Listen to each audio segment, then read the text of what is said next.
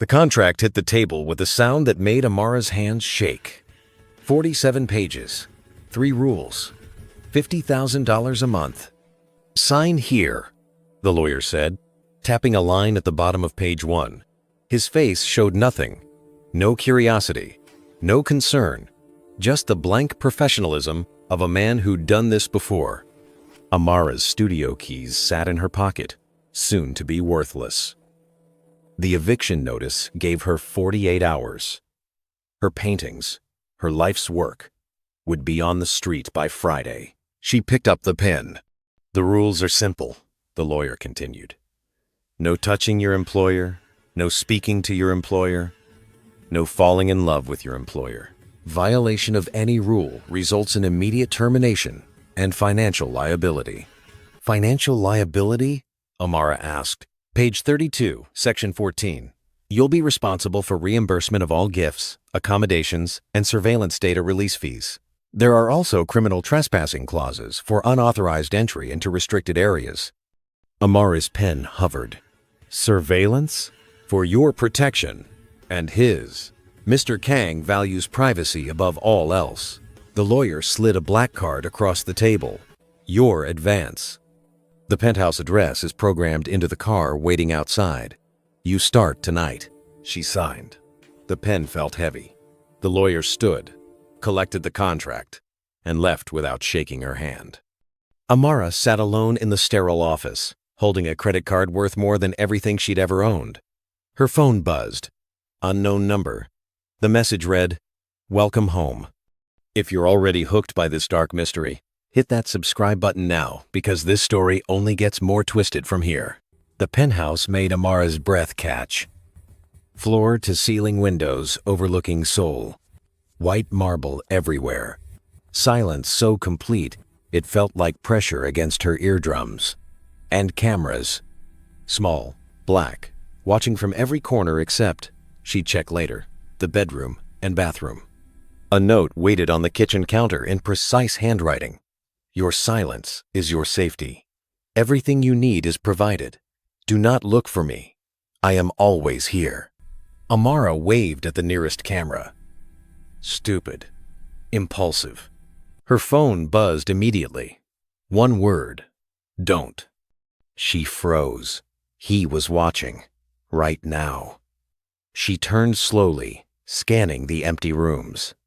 No one. But everywhere. Those small black eyes tracked her movement. She walked to her assigned bedroom and closed the door, the only place the cameras couldn't follow. That night, she dreamed of eyes. Morning came with the smell of her favorite breakfast, jollof rice and plantains, exactly how her mother used to make it before the cancer took her. Amara walked into the kitchen. The food sat perfectly plated, still steaming. No one in sight. She checked her phone. No messages. She ate alone, and the food tasted like home and like a violation at the same time. The days developed a rhythm. She'd wake to breakfast she didn't ask for, find art supplies she'd thought about buying but never mentioned aloud, hear music she loved playing through invisible speakers, and always, the sensation of being watched. Sometimes at night, she'd hear crying through the walls, a man's voice, speaking Korean, breaking apart in the darkness. On the 5th night, she couldn't stand it anymore. The crying was worse, desperate, the sound of someone drowning in air. Amara pressed her ear to the wall. "Are you okay?" she whispered. Then louder, "Are you okay?" The crying stopped. Silence rushed in like water. Then, every light in the penthouse cut out. Amara's heart hammered in total darkness. She fumbled for her phone. No signal. The blackness pressed against her eyes. "I'm sorry," she said to the empty air. "I'm sorry. I won't speak again." Nothing. Minutes passed like hours. Then, her phone lit up. One message. "I'm sorry. Don't speak again. Please." The lights flickered back. Amara stood in the kitchen, shaking. The handwriting in the message looked wrong. Shaky. Desperate. Not the controlled precision of the welcome note. She typed back, "I'll stay quiet if you tell me why." No response. She left her phone on the counter and went to bed, but sleep wouldn't come. At sunrise, she found a reply next to her coffee, a handwritten note on expensive paper. Because the last person who spoke to me is dead. Amara's hands went cold. She picked up the note, read it again. The last person who spoke to me is dead. Not left, not quit, dead. She pulled out her phone and searched. Jae-hyun Kang. The results were sparse. A 3-year-old article from a tech magazine about a reclusive billionaire who revolutionized surveillance software. Then nothing. She added fiancé death to the search. One result. An obituary. Min Seo Park, 27, died in an accidental fall from a Seoul penthouse. Survived by her parents. Services private. No other details. Amara zoomed in on Min Seo's photo. Her breath stopped. The eyes. The smile. The shape of the face. Min Seo looked like her. Not identical, but close enough. Same deep brown skin. Same full mouth. Same long braided hair. She wasn't hired. She was chosen. That afternoon, Amara noticed a draft coming from behind a bookshelf in the hallway. She pressed against the wood. It shifted. Behind it, a door, barely visible. She checked the cameras. None pointed at this angle. Her hands found the seam, pulled. The door opened. The room beyond made her stomach drop. A studio, paintings everywhere, dozens of them, all of the same subject, all of her, Amara, at the market buying vegetables. Amara at her old studio, bent over a canvas. Amara sleeping in her apartment, moonlight through the window. Painting after painting, dated across 8 months. 8 months before the job offer. 8 months of being watched, studied, documented. Amara pulled out her phone with shaking hands, photographing everything. The dates, the locations, proof that this wasn't a job. This was something else. Something that started long before she signed any contract. She backed toward the door, and that's when she saw the last painting. Different from the others. Not Amara, but another woman. Min Seo. In the exact same positions. The same market. The same studio angles. The same sleeping poses. She ran, hit the front door, pulled the handle, biometric lock, red light, access denied. She pulled again. The handle didn't move. She was trapped. You weren't supposed to find those. Amara spun. A man stood at the end of the hallway. Beautiful in a way that made her angry. Sharp features, hollow eyes. He wore gloves, black and expensive. Jae-hyun Kang. Finally visible. Finally real. "Let me out," Amara said. Her voice came out steady somehow. "I can't." He didn't move closer. "Not yet. You signed the contract. You've been watching me for months, before the contract, before the job. That's illegal." "Many things I do are illegal." His voice was soft, almost gentle. "But you're here now, and I can explain. Explain why you have paintings of me sleeping. Explain why your dead fiancé looks like me." Amara's fear turned sharp, turned into weapon. "Explain why I'm locked in here?" Jae-hyun flinched. Min Seo didn't just die. She jumped from the rooftop. Because of me. He took one step closer. Amara pressed back against the door. "I loved her so much, I suffocated her. I watched her because I was terrified of losing her, and my fear killed her anyway." "So you found someone who looks like her? You think you can replace her with me?" "No." He stopped moving. "I found someone who paints death like it's a love letter. Your art, Amara. You understand grief. You don't fear it." Min Seo feared everything by the end. Feared me, most of all. But you walk into grief and come out with something beautiful. Amara's throat tightened. Her mother, the cancer. The paintings she'd made after, dark and terrible and honest. "My art isn't about not fearing death. It's about surviving it." "I know." Jae-hyun's eyes met hers finally. That's why I need you here. Teach me how to survive what I've done. By keeping me prisoner? By keeping you safe. From me. He pulled out his phone, tapped the screen. The door lock clicked green. You can leave right now. The contract has clauses. Yes. Financial ruin. Legal threats.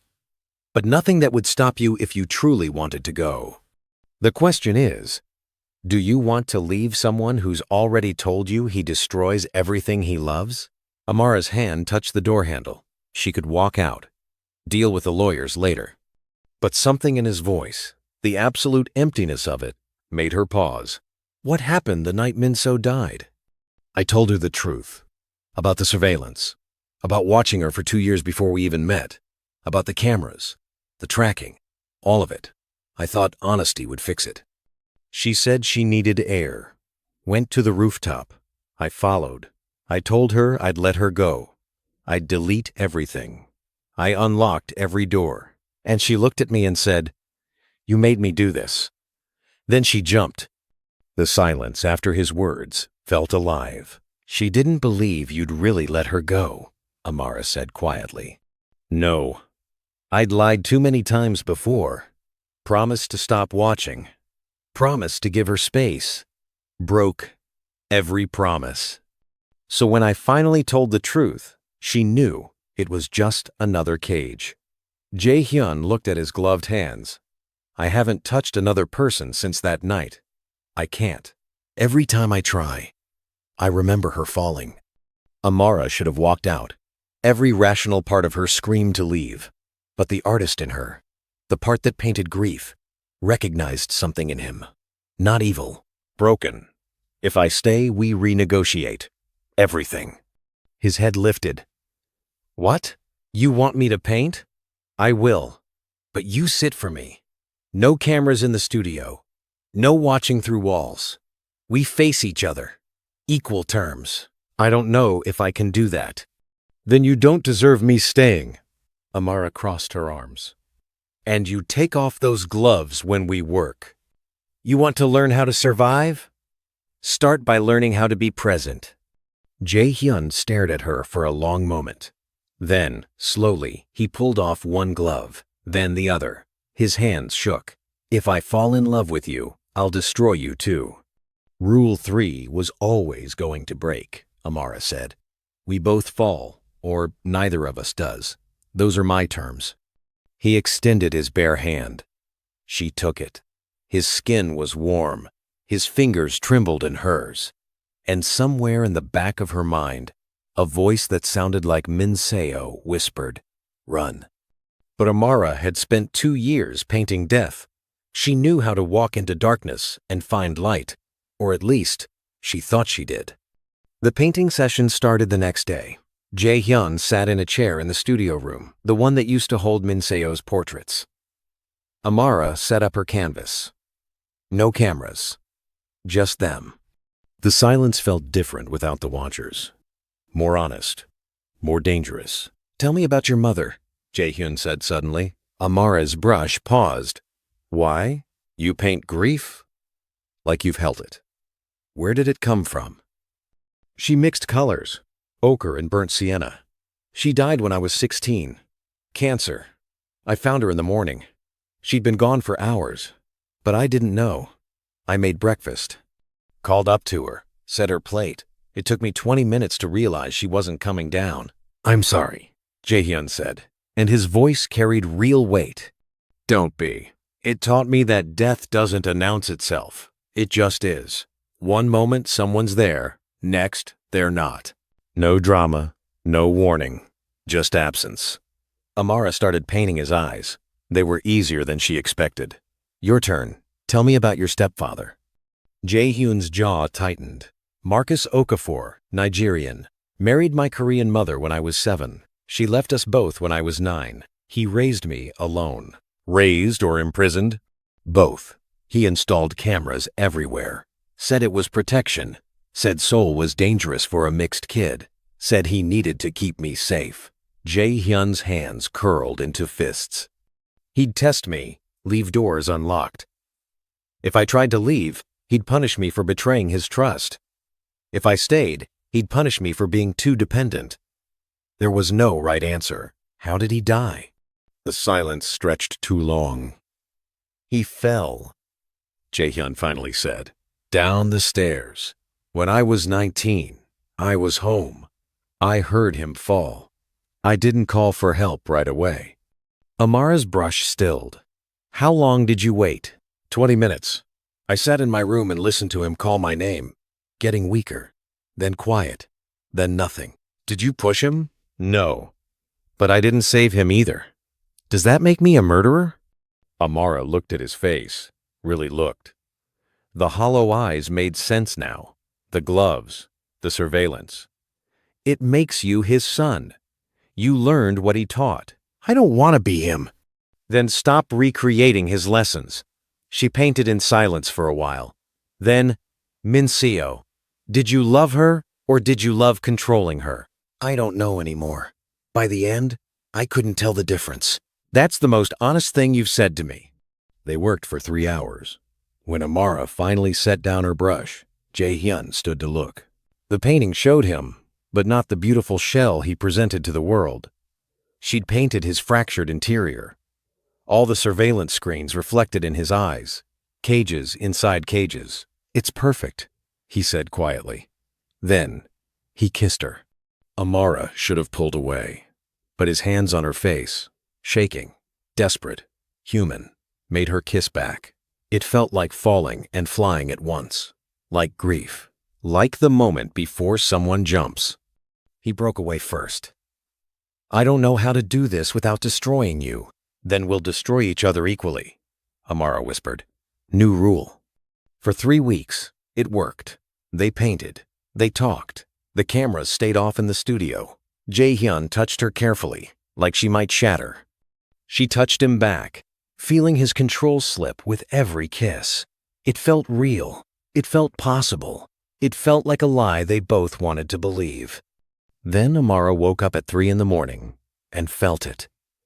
The sensation of being watched. She opened her eyes. Darkness, but something was different. She reached for her phone's flashlight, swept the room. There, in the corner, a new camera, small, black, watching. She found 4 more, 1 in the bathroom, 1 in her closet, 2 in the studio, all new, all positioned to capture everything. Amara walked to the kitchen where she knew the master screens were.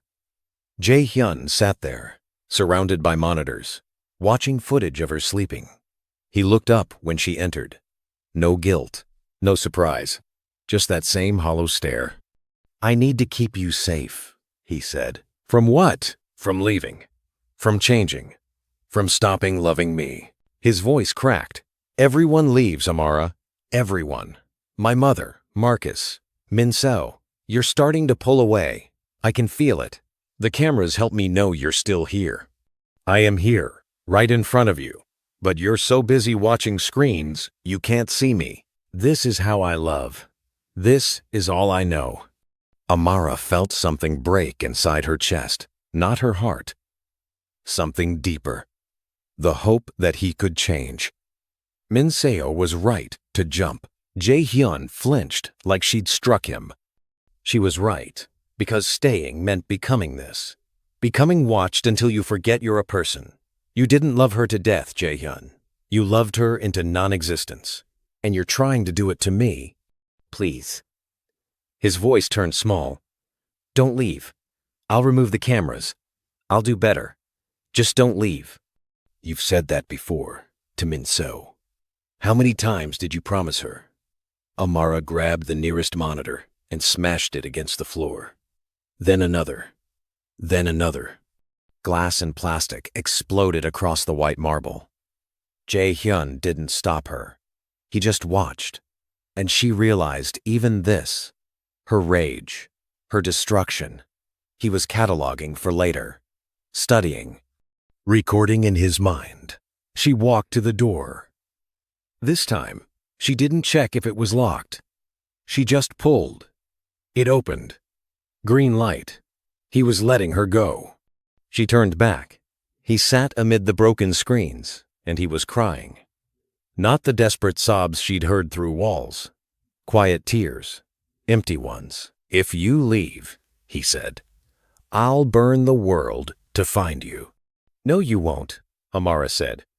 "You'll just watch footage of me until you forget I was real." She walked out. The elevator ride down felt like being born. The street air hit her face, and she started running. Didn't stop until she reached her old neighborhood, her old studio building. The locks were changed, new tenants. Her art was gone. Everything was gone. Her phone buzzed.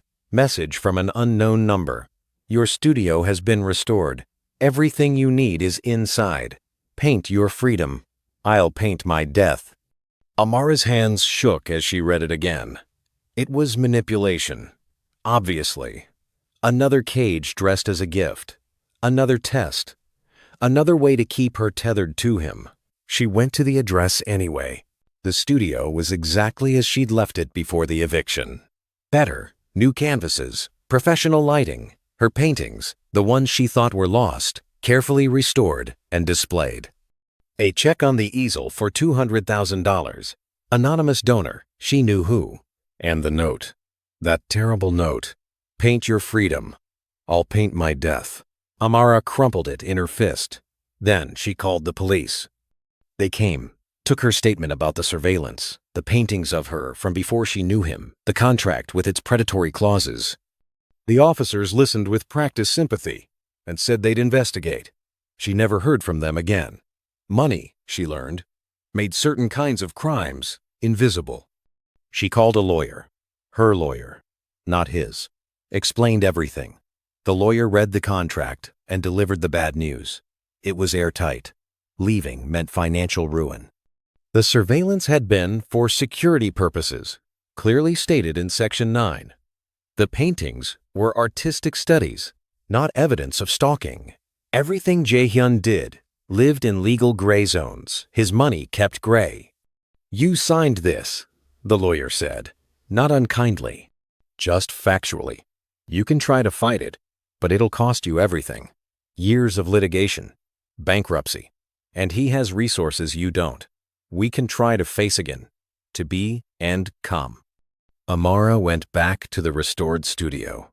She painted for 6 days straight, not landscapes, not abstracts.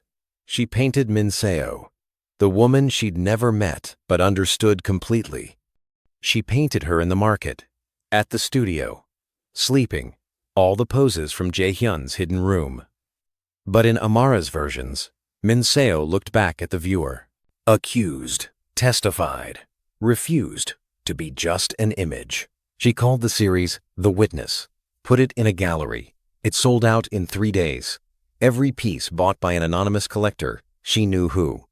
The gallery opening was 6 months after she left the penthouse. Amara wore white, stood in the center of the room, accepting congratulations from strangers who didn't know they were looking at a crime scene. The paintings hung on white walls, Min Seo's face repeating, asking the same question over and over. "Did you see me?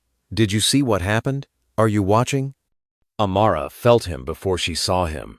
That sensation of being observed burned into her nervous system. She turned. There, at the edge of the crowd, stood Jae-hyun Kang.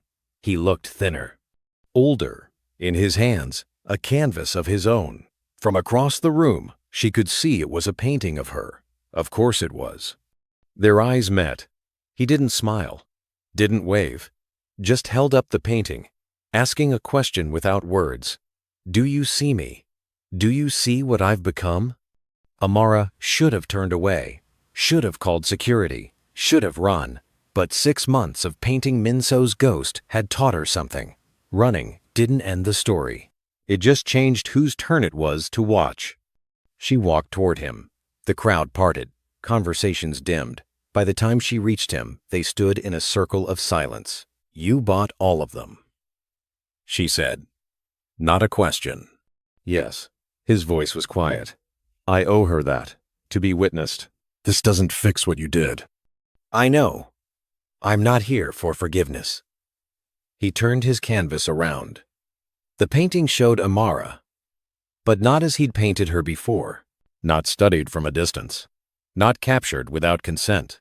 This painting showed her painting, working, creating, alive, in a way his surveillance images never captured. At the bottom, in small letters, "The artist who taught me to see." "I've been in treatment," Jae-hyun continued. "Real treatment, intensive. I sold the penthouse, removed all surveillance, started a foundation in Min-seo's name.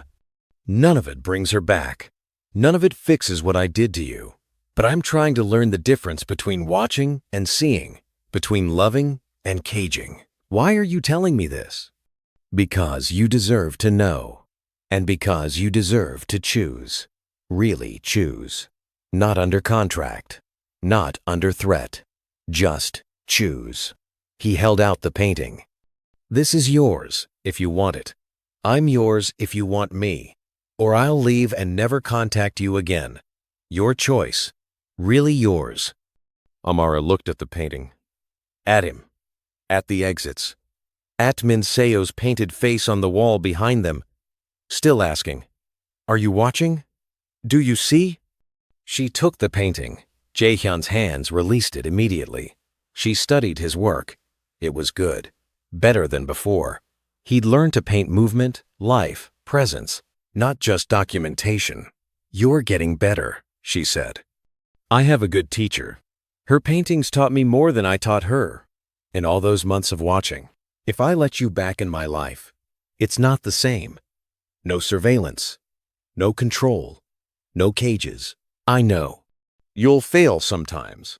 Old patterns don't die easily. I know. And if you fail, I'll leave. Permanently. No matter what it costs. I know." He met her eyes. "I'm not asking for a second chance. I'm asking for a first one. The first time I actually see you as a person, not a subject. The first time you see me as a choice, not an obligation. If that's possible." Amara felt Min-seo's painted eyes on her back. She heard that whispered warning from months ago. Run. But she also heard something else. Her mother's voice from before the cancer. "Baby, sometimes the bravest thing is not walking into the darkness, but making sure you can walk back out." "One coffee," Amara said. "Public place. I drive myself. You don't follow. We talk about art and therapy and anything except us. Then I decide." Jae-hyun smiled, small and broken and real. "One coffee." She walked toward the exit. He didn't follow. She looked back once. He stood, surrounded by paintings of his victim and his survivor, holding a canvas, learning finally to see instead of watch. Whether that was growth or just another performance, Amara didn't know yet. But she knew this. Min-seo jumped because she had no choices left. Amara would stay or go, but it would be her choice, really hers. The gallery door closed behind her. She breathed the night air. Free, mostly. The surveillance might be gone, but the memory of being watched lived in her bones. Maybe it always would. Maybe that was the real price of surviving someone's love. Her phone buzzed. She almost didn't check it. But curiosity, that same curiosity that made her an artist, made her look. Message from Jae-hyun. "Thank you for coffee. Tomorrow at 3? She didn't answer right away. Let him wait. Let him wonder. Let him feel what uncertainty felt like. Then, after an hour, she typed back, "Maybe. Some cages are made of gold. Some doors are open, but still traps. Some love stories are just long goodbyes. And sometimes the witness becomes the next chapter of the tragedy. Or maybe, just maybe, the witness changes the ending by refusing to look away." Amara drove home to her restored studio, surrounded by art supplies bought with complicated money, building a career funded by her almost destroyer. The irony wasn't lost on her. She'd escaped the physical cage only to find herself in an economic one. Freedom, she was learning, came in degrees. Complete liberation might not exist, but choice did. Agency did. The power to say maybe instead of yes or no. She painted until sunrise. Not Min-seo this time. Not Jae-hyun. Herself. looking back at the viewer with Min Seo's accusing eyes and her mother's knowing smile. A woman who'd walked into darkness and walked back out, changed but not broken. A witness to her own story. The title came easy. The Woman Who Chose. Whether she'd choose to let him back in, whether his recovery was real, whether they could build something that wasn't poisoned from the start, she didn't know. But she knew she'd choose deliberately. Eyes open, cameras off, free. If this story kept you hooked until the very end, do me a favor and hit that subscribe button. Drop a comment telling me whether Amara should give Jae-hyun that coffee or run and never look back. And smash that like button if you appreciate stories that don't give easy answers. But here's the thing. This isn't over. Not even close. What happened at that coffee shop? Did Jae-hyun's therapy actually work, or was it just another elaborate performance? And what about Min Seo's family, who took the settlement money and stayed silent for 3 years? They saw Amara's paintings. They're breaking their silence. Part 2 is coming. And trust me, everything you think you know about this story is about to get flipped upside down, because there's one person we haven't heard from yet. One voice that's been silent this entire time. And when she finally speaks, nothing will ever be the same. Subscribe and turn on notifications so you don't miss Part 2 of the Billionaire's Rules. Because love, like art, like grief, is never simple. And sometimes the most honest ending is the one that leaves you asking questions long after the story stops. See you in Part 2.